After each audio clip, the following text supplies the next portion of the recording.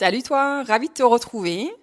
Bon, je te préviens, ce dernier épisode de 2025 va être assez introspectif, un peu comme tout le monde. J'ai dressé mon bilan de l'année, ou plutôt de ce mois de décembre en tout cas, et ça m'évite de l'écrire sur mon compte Medium comme je fais d'habitude. Et encore une fois, ce que je vais te dire là, t'achètes c'est ok, t'achètes pas c'est ok aussi. Vraiment, ça reste que mon point de vue et après, t'en fais ce que tu veux.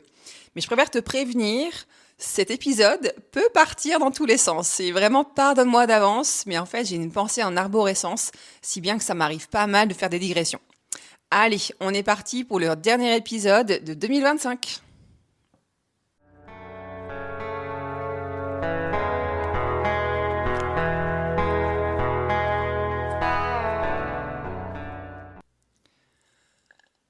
Bon, déjà, comme cet épisode sort le 6 janvier, comme le veut la tradition, je te souhaite une merveilleuse année 2026. Moi, j'ai bon espoir qu'elle soit meilleure pour tout le monde, vu qu'on rentre dans un nouveau cycle énergétique. Je sais pas si tu as vu, mais en fait, je t'en avais parlé, je crois, à l'épisode pilote. En 2025, on était en année 9, et là, on recommence un cycle, on est en année 1. Et en fait, moi, ça me passionne de plus en plus, tout ce qui est astrologie, physique quantique. Et là, je sens que les énergies sont bonnes.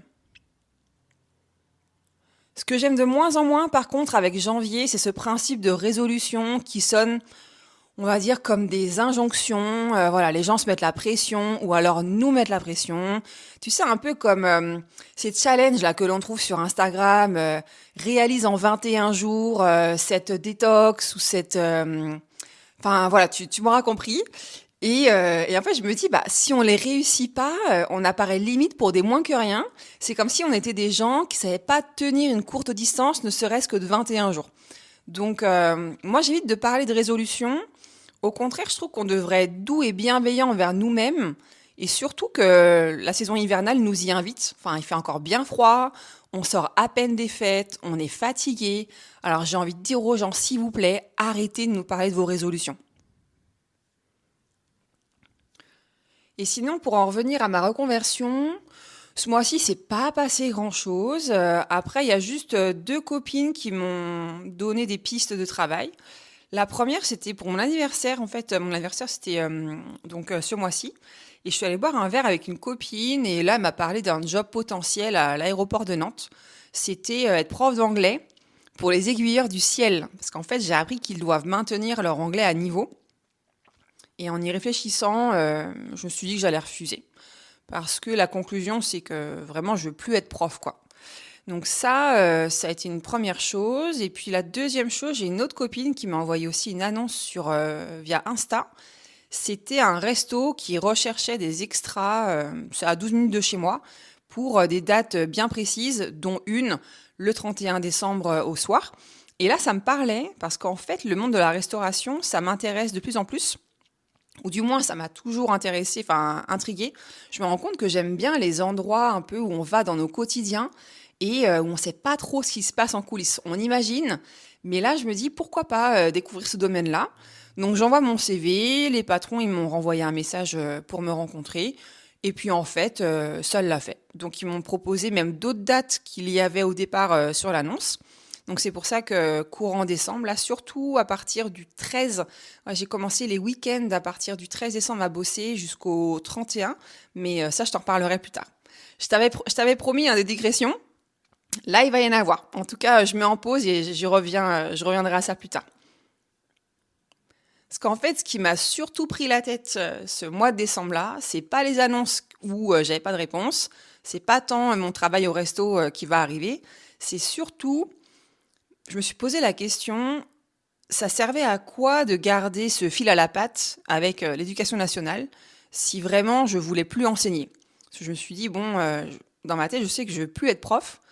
Et pour autant, j'ai quand même un pied dedans, encore une fois, dans la mesure où je suis en disponibilité et où j'ai un droit de réserve, par exemple, sur ce que je peux dire dans ce podcast ou même dans mon quotidien. Donc c'est pour ça que ce mois-ci, je me suis interrogée sur les trois options qui s'offraient à moi. À savoir, la première, c'est de démissionner ou de demander une rupture conventionnelle ou alors de renouveler ma disponibilité dès le mois de janvier prochain. Parce qu'en fait, il faut savoir que plus on fait les démarches tôt par rapport au rectorat et mieux ils approuvent. Enfin, Disons que c'est plus confortable pour eux par rapport à ce qu'on appelle le mouvement des professeurs et tout ce qui est mutation qui arrive à partir de mars ou avril, si je ne me trompe pas. Donc, avant de te révéler quelle option j'ai choisie parmi les trois, parce que je me suis bien décidée ce mois-ci à en choisir une parmi les trois, je vais quand même te faire quelques petits rappels. Allez, une autre digression. Donc, premièrement, j'ai pas le droit aux aides de l'État, c'est-à-dire la CAF, j'y ai pas le droit, l'ARE, j'y ai pas le droit. Ce qu'on appelle, en fait, avant c'était ce qu'on appelait l'allocation chômage. En fait, ce qui se passe, c'est qu'à cause de mon statut de professeur en disponibilité, France Travail considère que je n'ai pas travaillé pendant 12 ans et donc que je redémarre à zéro. Donc vraiment, cette année, j'ai l'impression de redémarrer à zéro partout. Hein. Et là, c'est administrativement, c'est évident. Donc le truc, c'est que je dois faire 190 heures de travail pour prétendre obtenir les aides de l'État. Donc dans ma situation, j'ai envie de te dire, pour l'instant, l'État c'est moi, comme dirait Louis XIV, ou plutôt c'était moi, jusqu'à ce que mes parents, ces deux êtres extraordinaires, viennent me filer un coup de main financier. Et là, encore une fois, j'ai mis mon ego de côté et j'ai lâché prise parce qu'en fait, clairement, je pensais m'en sortir toute seule. Et là, la réalité fait que c'est pas possible. Donc, on lâche prise et puis on accepte d'être aidé par ses parents.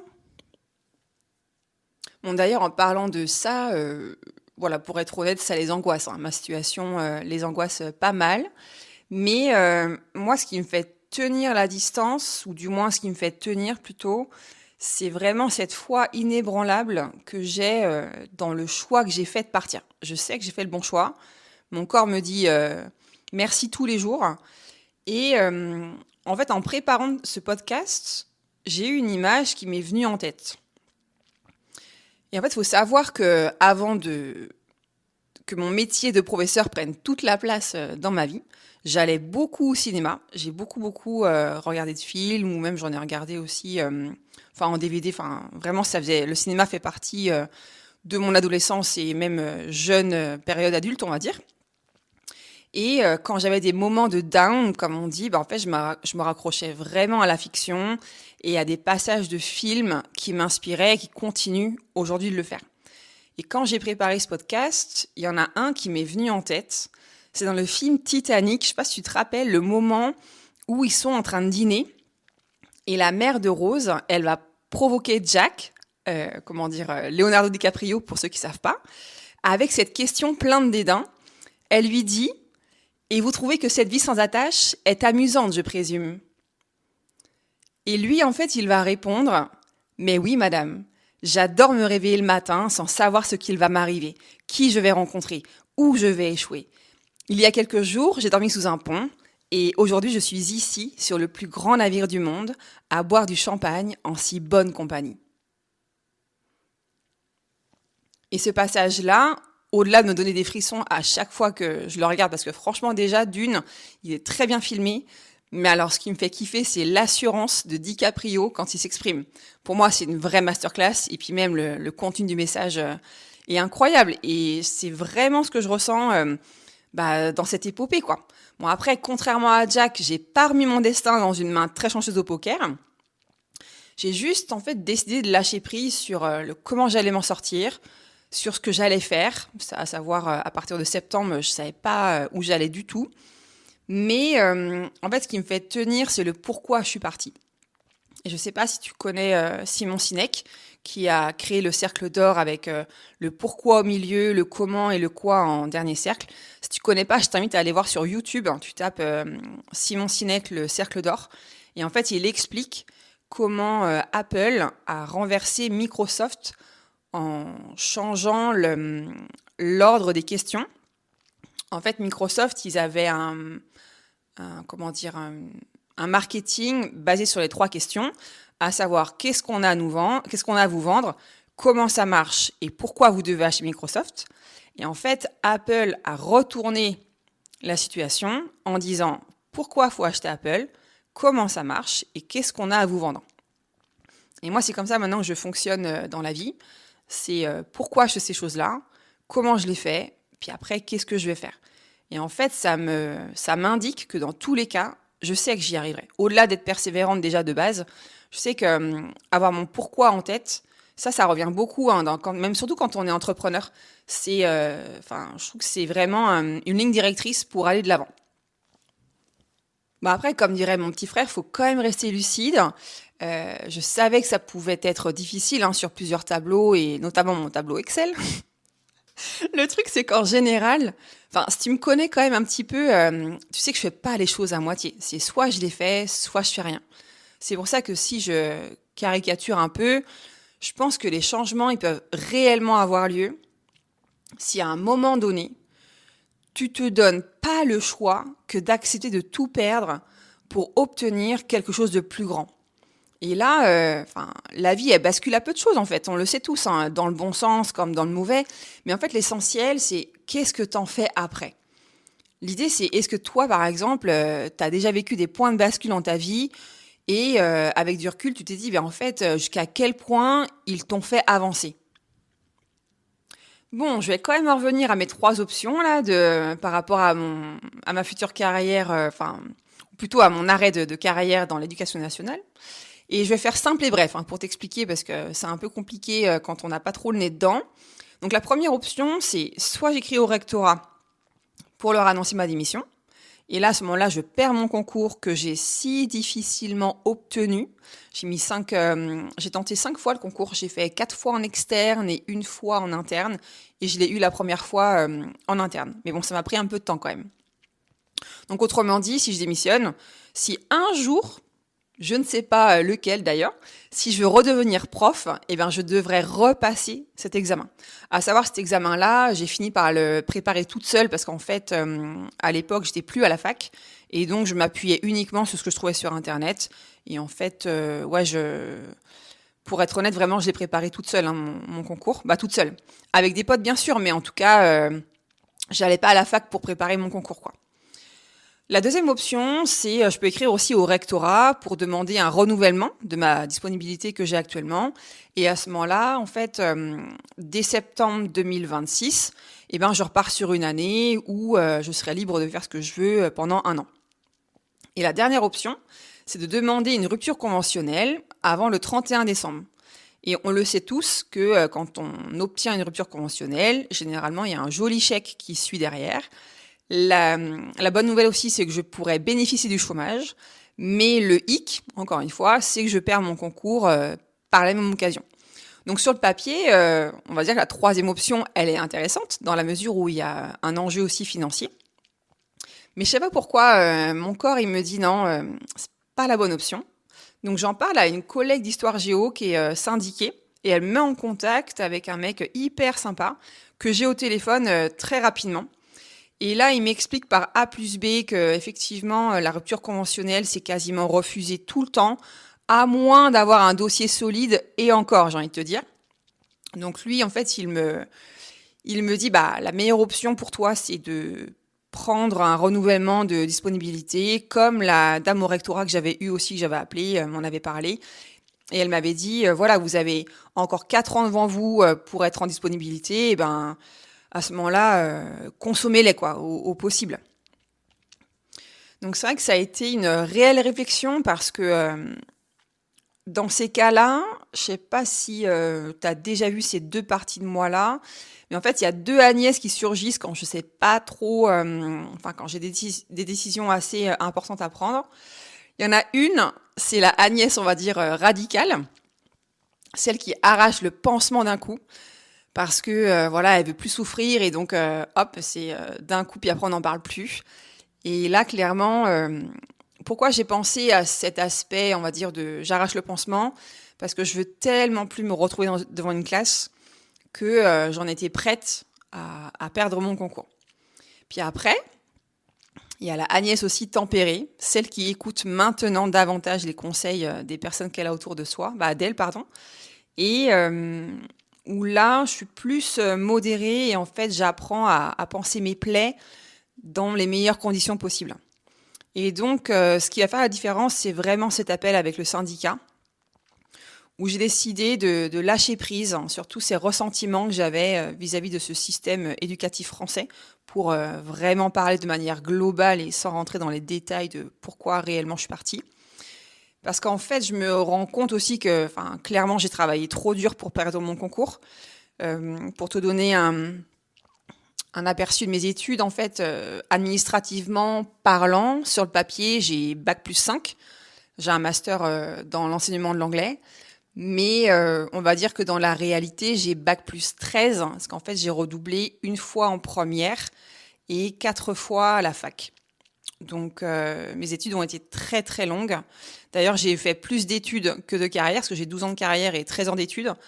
Donc voilà, un peu pour te donner un aperçu de ma scolarité un peu chaotique, mais ça, j'y reviendrai pas du tout, parce que c'est maintenant j'ai fait le deuil aussi de pourquoi ça s'est passé comme ça, et voilà, j'ai fait un travail sur moi, donc ça c'est ok.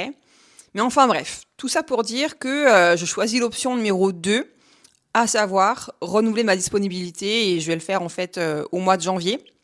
Le syndicat m'a donné la date, et il m'a dit c'est mieux de le faire avant le 20 janvier. Donc voilà pour ce mois de décembre, alors qui n'a pas été forcément, comment dire, rempli de petits jobs, mais qui a été quand même un très bon moyen de faire une réflexion, on va dire, de manière posée, sans avoir d'autre chose à penser, quoi. D'ailleurs, pour continuer sur cette période de réflexion, d'introspection et de lâcher prise, je te dirais que mon expérience au restaurant, que je te raconterai d'ailleurs plus tard, elle va me faire prendre conscience qu'il est vraiment temps que je lâche prise, en fait. Et ça va m'aider à réussir cette première expérience dans la restauration. Parce que clairement, j'ai pas les codes de la restauration. À part aller manger au restaurant, j'avais jamais été serveuse. Après, j'avais été serveuse pour un mariage, mais c'était quelque chose de très informel. Donc, je démarre de zéro. Et je me rends compte aussi que j'ai un besoin de contrôler les choses. Alors, on m'avait souvent fait remarquer que chez moi, il y avait ce contrôle des choses, mais je me rendais pas trop compte. Je sais pas si toi, tu as ce besoin-là. Voilà, peut-être que c'est un besoin qu'on a pour se sentir en sécurité, mais alors là, dans la restauration, il est clairement pas du tout utile, voire même conseillé, parce qu'en fait, la seule chose sur laquelle là je peux me reposer, enfin, pour commencer en restauration, ce sont mes compétences, on va dire psychosociales et pédagogiques, et puis aussi ma mémoire. Et c'est vrai que je me rappelle quand j'étais prof. Eh bien, je faisais des to-do list à n'en plus finir pour rester organisée et puis surtout rester productive. On a tellement de choses à faire, enfin, dans ce métier. Après, je veux pas dire que les autres métiers, vous ne faites rien. Ça, c'est clair que voilà, toi, ton métier, tu t'es actif et il y a beaucoup de choses à faire. Mais c'est vrai que, enfin, je sais pas si tu as un jour comment dire, si tu t'es posé la question de à quoi ressemble la vie d'un prof, ben écoute, je vais t'en donner un exemple. C'est peut-être pas le meilleur, mais avant, quand j'étais prof, effectivement, je faisais des to-do list pour avancer dans mon travail, et j'en faisais même pendant mes vacances pour pas me sentir débordée en fait. Donc c'était assez militaire mes vacances avant en termes d'orga, et en fait je faisais un programme jour après jour. Alors, j'étais pas non plus heure après heure, mais je me faisais un programme sur mes vacances, matin, après-midi. Et en fait, sur ce programme-là, eh bien, je me créais des espaces de liberté. En gros, j'étais la personne qui était celle qui s'accordait la liberté ou pas, quoi. Et c'est vrai que j'ai longtemps fait ça, même pendant mes vacances. Parce qu'en fait, ce qui se passe, c'est que je préparais mes cours pendant les vacances pour me libérer du temps quand les cours reprenaient, dans la mesure où on a tellement de choses à gérer quand on reprend le travail que moi, c'était hors de question que je passe mon temps le soir après les cours pour préparer mes séquences, quoi. Donc globalement, mes vacances étaient beaucoup axées sur la préparation de mes cours, et à savoir que j'avais 3 niveaux à préparer. En général, ça me prenait, ouais, je dirais entre 20 et 30 heures, je crois, par séquence. Et plus bien sûr les copies des fois qui m'arrivaient aussi à avoir à corriger pendant les vacances. Et pour en revenir à la restauration, en fait là clairement j'ai pas besoin de to-do list. Tu peux te sentir débordé, mais alors sans avoir à écrire de to-do list. Et le truc c'est que si tu lâches pas prise sur toutes les choses qui arrivent en même temps, comme par exemple aller prendre la commande, déposer la corbeille de pain, aller remplir les carafes d'eau, débarrasser la table numéro 7, aller chercher les plats en cuisine, bref. Là, la to-do list, crois-moi, elle se fait d'elle-même. Donc mentalement, je me suis enlevé aussi ces charges mentales que je m'imposais, parce que là, dans la restauration, ça s'impose clairement de lui-même. Donc, tout ce que je peux faire dans ce nouveau métier, c'est exécuter les tâches, une à une, avec le sourire et efficacité. Et c'est vrai que je me rends compte en fait que lâcher prise, bon, en tout cas en restauration, c'est vachement être dans l'instant présent parce qu'on est aussi, enfin, on a besoin d'être à l'écoute forcément des clients qui viennent et à savoir par rapport à ce qu'ils veulent. Et moi, je me rends compte que, en fait, quand j'étais prof, j'étais à l'écoute des élèves, mais c'était pas la même écoute, je trouve. Parce qu'en général, par exemple, quand les élèves me posaient une question, bon, vraiment sans arrogance, hein, mais très souvent, j'avais la réponse. Et en fait, si je l'avais pas, moi, je supporte pas laisser une question sans suspens, donc en général, je leur envoyais un mail via École Directe, ou alors ils avaient la réponse au prochain cours. Et en fait, là, c'est différent parce que je sais pas si les clients ils vont me poser les questions. Je sais pas si je vais pouvoir répondre, si je vais être à même de répondre à leurs questions. Et j'ai l'impression d'être dans la posture d'élève. Parce que je me rappelle quand les élèves, je sais pas si toi tu te rappelles, des fois quand tu étais élève ou quand tu as passé des examens, mais quand on passait un oral, mais l'oral, mais qui a déjà aimé passer un oral? Bon, il y en a des personnes qui ont aimé passer un oral, mais globalement, on va pas se mentir, hein, c'est l'épreuve la plus redoutée par rapport à l'écrit. Et pourquoi? Parce que dans un oral, généralement, bon, on présente ce qu'on a à présenter, et puis après, il y a une partie avec le jury, donc il y a une partie des questions. Et ça n'a pas changé, hein. Quand j'étais professeur, c'est la partie qui fait clairement le plus peur aux élèves, parce que d'une, ils ont peur de pas savoir répondre aux questions, ils ont peur de perdre leurs moyens, et donc ils ont peur d'avoir une mauvaise note. Donc là, clairement, pour moi, il n'y a pas de note. Bon, après, on a des pourboires, ça m'est arrivé d'en avoir là, mais je t'avouerai que, là, je me sens vraiment comme un adulte, comme un élève, parce que t'as beau être adulte, les interactions qui demandent une réponse immédiate et en plus quand t'es débutant, ça me fait un peu flipper, hein.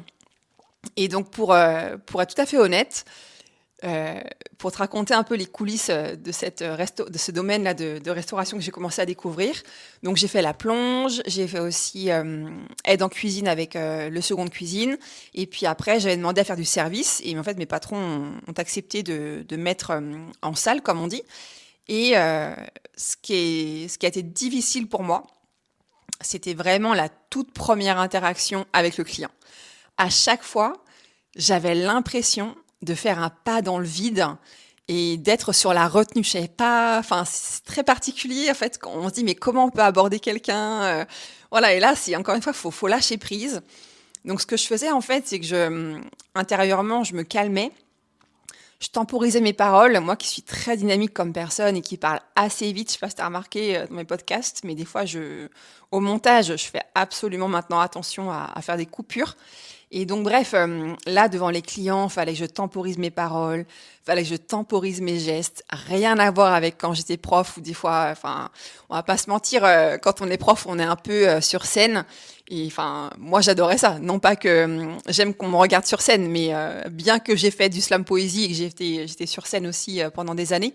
Mais là, c'est une scène différente. On est avec des clients, mais ils sont pas là au spectacle du tout, quoi. Au contraire, ils veulent qu'on soit efficace pour eux. Donc c'est ça qui est fou, c'est que en ayant démarré dans ce domaine de la restauration, en fait, je suis à la fois attirée par ce domaine, parce que je sais que j'ai encore des progrès à faire, et en même temps, je suis un peu déstabilisée parce que ce métier, en fait, réveille, ou je sais pas, on pourrait dire peut-être aussi révèle chez moi. Je sais pas, c'est un peu, tu sais, un peu comme l'amour qui vous tombe dessus quand on s'y attend le moins. Et en fait, on sait pas quoi faire. On a l'impression que cette personne, elle est faite pour nous, mais toi, t'étais pas encore prêt émotionnellement à y aller, quoi.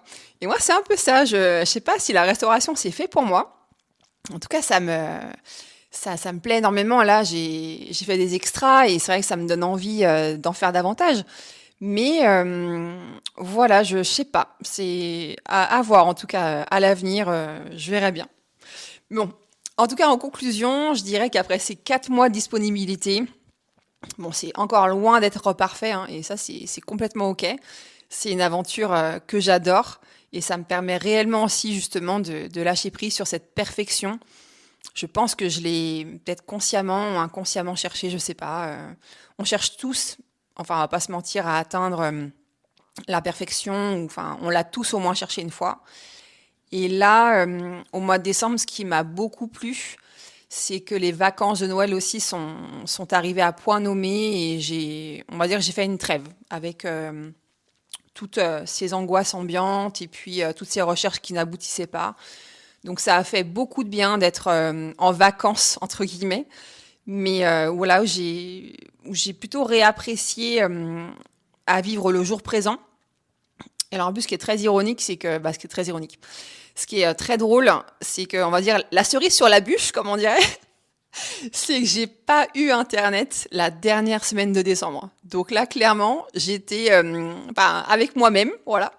Et j'ai appris ce qu'on appelle, je dirais, la sobriété heureuse, quoi. C'est-à-dire, voilà, il faisait beau, j'étais en bonne santé, j'allais au resto travailler, voilà, ça me plaisait. Et je me dis, bon, ben, que demande le peuple, en fait? Mais en tout cas, si on m'avait dit au nouvel an dernier que je finirais 2025 de cette manière, je pense que j'aurais pris mon interlocuteur pour un fou, hein. Donc c'est vrai que par expérience, tu vois, je te dirais là pour 2026, ben laisse-toi surprendre, hein, vraiment. Continue d'être dans le mouvement si tu l'es. Si tu l'es pas, commence à te mettre en mouvement. Et puis, agis avec ce que j'appelle moi le courage émotionnel. C'est, comment le définir? Je dirais que c'est celui de briser une distance certaine que tu te mets pour te protéger. Tu vois, je trouve que des fois, nos peurs, c'est pas qu'elles sont justifiées, mais il y a toujours cette question qui traîne un peu dans notre tête en se disant et si? Et si j'y allais en fait? Donc après, moi, c'est ma personnalité aussi de persévérer quand ça devient intense. Au contraire, c'est ça qui m'anime. Mais voilà, je dirais agis. Et puis surtout, cherche pas à savoir comment et quand ça arrivera. Voilà, juste tu le fais. Et puis le reste suivra. Moi, je crois beaucoup au timing. Allez, je te dis à dans un mois, parce que je te rappelle que maintenant le podcast sort désormais une fois par mois, et entre toi et moi, ça va me faire un peu de bien de faire une fois par mois et non pas une fois par semaine, avec des nouvelles aventures, un peu plus sportives d'ailleurs celle-ci, parce que je vais partir si tout va bien à Besançon, là, une semaine, fin janvier, début février, pour aller encadrer une équipe féminine qui va représenter les Pays de la Loire pour un tournoi national. Donc, affaire à suivre. Allez, je te fais des gros bisous, à très bientôt et surtout, bon mois de janvier.